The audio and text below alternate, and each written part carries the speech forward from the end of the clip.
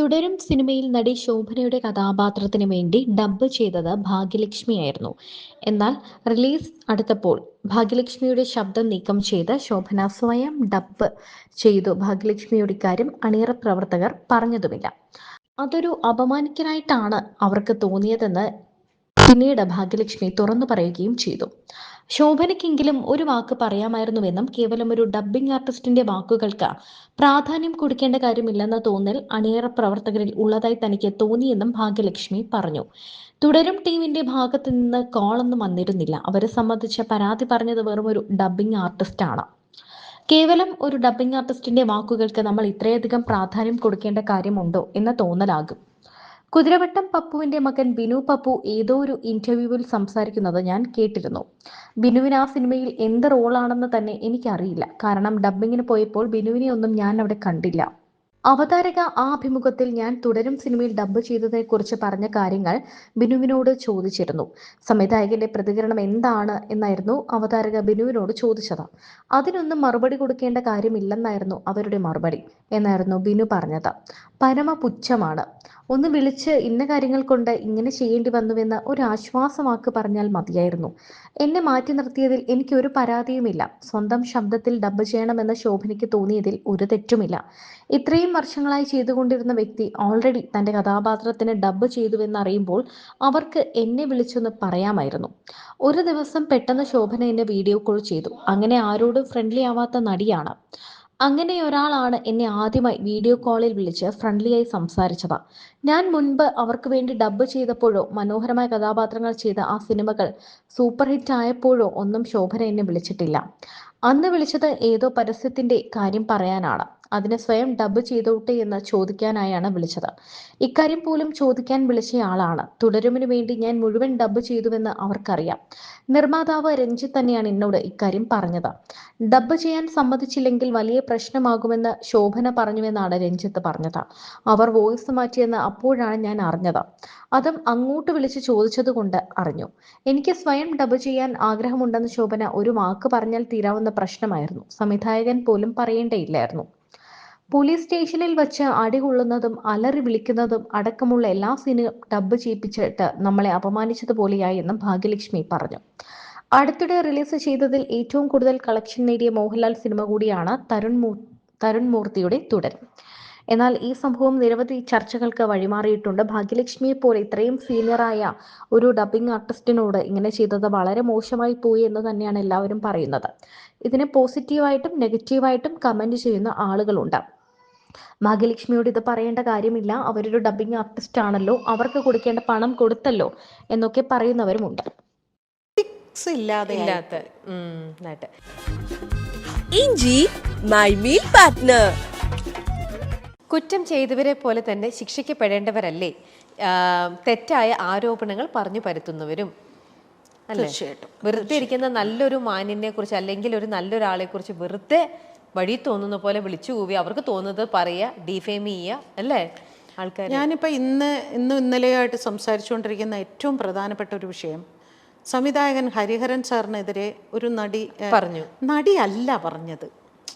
Actually ആ നടി പറഞ്ഞത് എന്താണ്, മറ്റേ ആൾ, അതായത് അവർക്ക് പരിചയമുള്ള ഒരാൾ ഈ നടിയോട് പറഞ്ഞു ആ സംവിധായകൻ ഇങ്ങനെ പറഞ്ഞു.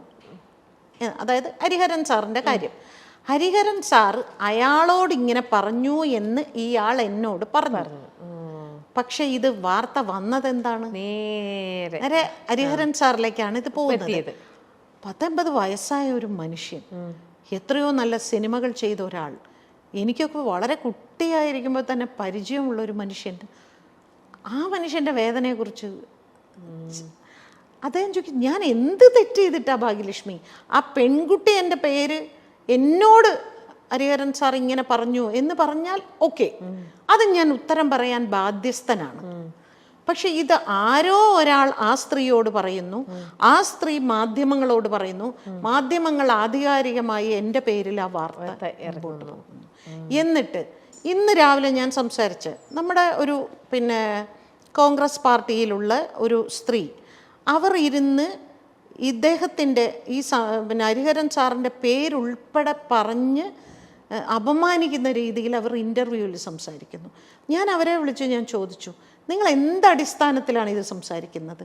നിങ്ങളോട് ആരാണ് ഇത് പറഞ്ഞത്? അല്ല, അത് ചാനലിൽ പറഞ്ഞു. ചാനലിൽ ആര് പറഞ്ഞു?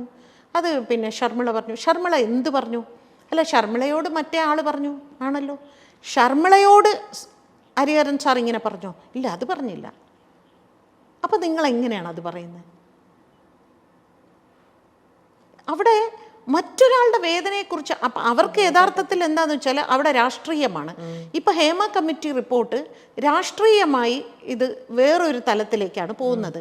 അത് പാർട്ടിയെ കുറ്റപ്പെടുത്താനായിട്ട് അവർ പാർട്ടിയുമായിട്ട് എന്ത് വേണമെങ്കിലും പറയട്ടെ.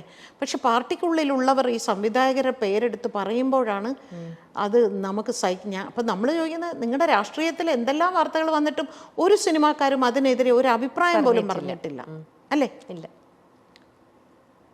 സത്യത്തിൽ എനിക്ക് അരൺ സാറ് എന്നെപ്പോലെ ഒരാളുടെ അടുത്തൊക്കെ വിളിച്ചിട്ട് 1 മണിക്കൂറോളം, ഭാഗ്യലക്ഷ്മി ഞാൻ എന്താ ചെയ്യേണ്ടത്? എന്തിനാണ് എന്നെക്കുറിച്ച് ഇങ്ങനെ സംസാരിക്കുന്നത്? നിനക്കറിയില്ലേ എന്നെ? ഇപ്പം നീ എന്തെങ്കിലും പറഞ്ഞാൽ ഭാഗ്യലക്ഷ്മി കുറേ എൻ്റെ സിനിമകൾ വർക്ക് ചെയ്തിട്ടുണ്ട്, ചിലപ്പോൾ അതുകൊണ്ടാണ് എന്നും പലർക്കും വേണമെങ്കിൽ സംശയിക്കാം. ഇത് ഇവർ എൻ്റെ സിനിമയിൽ വർക്ക് ചെയ്തിട്ടില്ല, ഇവരല്ല എന്നെക്കുറിച്ച് പറയുന്നത്, വേറെ ഏതോ ഒരാളാണ് ഇത് പറയുന്നത്. അയാൾ പറഞ്ഞത് സത്യമോ നുണയോ എന്ന് അന്വേഷിക്കലല്ല പരിപാടി. അയാൾ പറഞ്ഞു, ഇവർ പറഞ്ഞു, ഞാനിതാ വാർത്തയാക്കി. ആ ഒരു രീതിയിലേക്ക് പോയത് അത് വല്ലാതെ വേദനിക്കുന്നു. അപ്പോൾ അങ്ങനെ വരുമ്പോൾ അങ്ങനെ പറഞ്ഞവരെയും ശിക്ഷിക്കണം. ഇത്തരത്തിൽ ഒരു വെറുതെ വല്ല ഒരു ആരോപണം ആ പോണ വഴിക്ക് എനിക്ക് അയാളെ ഇഷ്ടമല്ല. ഞാൻ കുറേ പ്രാവശ്യം അയാളുടെ വീട്ടിൽ കയറി ചാൻസ് വെച്ചു, അയാൾ എനിക്ക് സിനിമയിൽ അവസരം തന്നില്ല, അതുകൊണ്ട് ഞാൻ അയാളെക്കുറിച്ച് ഇങ്ങനെ പറയും എന്ന് പറയുന്ന ഒരു പ്രവണത കുറച്ച് കൂടുന്നുണ്ട്. ഓക്കെ. സ്ത്രീകളെ പോലെ തന്നെ പ്രശ്നങ്ങൾ അനുഭവിക്കുന്നവർ പുരുഷന്മാരും ഉണ്ട് നമ്മുടെ ഇൻഡസ്ട്രിയിൽ. അവർക്ക് എഗെയിൻസ്റ്റ് അല്ലെങ്കിൽ അവർക്ക് വേണ്ടിയിട്ട് എന്തുകൊണ്ട് ഇങ്ങനത്തെ ഒരു സംഭവങ്ങളോ ഇതൊന്നും ഒത്തുചേരുന്നില്ല? അതിപ്പോൾ എപ്പോഴും സ്ത്രീകൾക്കെതിരെ ഇങ്ങനത്തെ കാര്യം വരുമ്പോൾ പുരുഷന്മാർ പറയുമ്പോൾ, അല്ലെങ്കിൽ ഇപ്പോൾ നിങ്ങൾ കുറ്റം ചെയ്താൽ കുറ്റം ചെയ്തു എന്ന് സമ്മതിക്കുമോ? ഇല്ലല്ലോ എന്നല്ലേ പറയുള്ളൂ. ഇപ്പം തന്നെ നോക്കൂ, ആരും മിണ്ടാതിരിക്കുന്നവരെ കൂടെ ക്രൂശിക്കുന്ന തലത്തിലേക്കാണ് വാർത്തകൾ പോകുന്നത്. ഇപ്പോൾ നമ്മുടെ ഇടയിൽ നിന്ന് ഒരു പെൺകുട്ടി ഒരു ചാനലിൽ വിളിച്ചു പറഞ്ഞു, എനിക്കൊരു പരാതിയുണ്ട്, ഞാനിങ്ങനെ ഇന്ന സിനിമയിൽ വർക്ക് ചെയ്തിട്ട് എനിക്ക് ഫുൾ സിനിമയ്ക്ക് എനിക്ക് പേയ്മെൻറ്റേ തന്നില്ല, അവർ സംഘടനയിലുള്ളവരല്ല, അപ്പോൾ എനിക്കതൊരു പരാതിയായിട്ട് ഞാൻ ചാനലിൽ സംസാരിക്കും. അത് പേയ്മെൻറ്റിൻ്റെ അല്ലേ, ഞങ്ങൾ സെക്ഷൽ സ്കാൻഡൽ മാത്രമേ എടുക്കുള്ളൂ എന്നാണ് പറയുന്നത്. അപ്പോൾ പുരുഷന്മാരെല്ലാവരും പറയുന്നത് ഞങ്ങൾക്ക് സംസാരിക്കാൻ സ്പേസ് കിട്ടുന്നില്ല. നമുക്ക് വേണമെങ്കിൽ നമ്മുടെ ഓൺ പ്ലാറ്റ്ഫോമിൽ സോഷ്യൽ മീഡിയയിൽ കൂടെ സംസാരിക്കാമെന്നല്ല, എനിക്കിത് പറയണം, നിങ്ങൾ വരൂ എന്ന് ചാനലുകാരോട് ചോദിച്ചാൽ അവർ വരില്ല.